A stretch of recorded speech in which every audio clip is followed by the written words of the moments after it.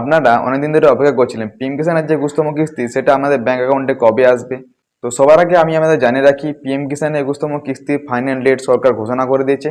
আমি আপনাদের লাইভ দেখিয়ে দেবো। তো চলুন বেশি কথা না বাড়িয়ে ভিডিওটি শুরু করা যাক। তার আগে আমাদের কাছে ছোট্ট একটা রিকোয়েস্ট, ভিডিওটি ভালো লেগে থাকলে ভিডিওটি লাইক করবেন, চ্যানেলে নতুন হয়ে থাকলে চ্যানেলটি সাবস্ক্রাইব করে পাশের বেল আইকনটি অন করে রাখবেন যাতে নতুন নতুন আপডেট আপনার কাছে সবার আগে পৌঁছে যায়।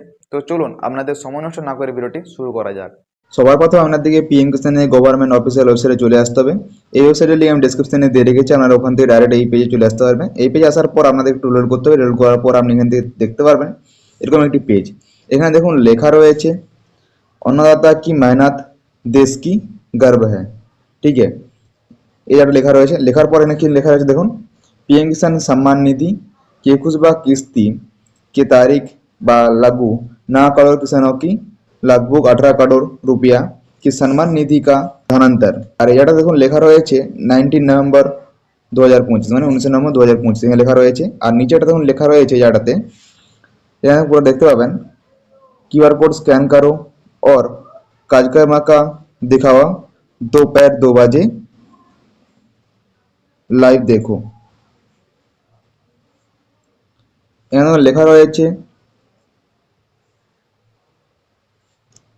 এখানে দেখুন লেখা রয়েছে क्यूआर कोड स्कैन करो और कार्यक्रम का दोपहर 2 बजे লাইভ দেখো।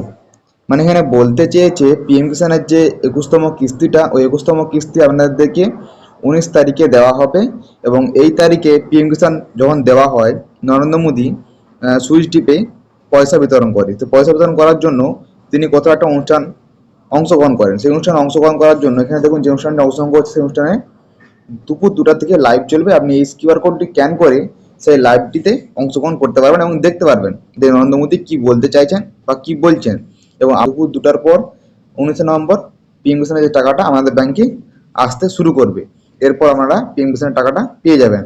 ভিডিওটি ভালো লাগলে লাইক করবেন, চ্যানেল নতুন চ্যানেলটি সাবস্ক্রাইব করে পাশে বেল আইকনটি অন করে রাখবেন যাতে নতুন নতুন আপডেট সবার আগে আপনার কাছে পৌঁছে যায়। চলুন দেখা হচ্ছে পরবর্তী ভিডিওতে।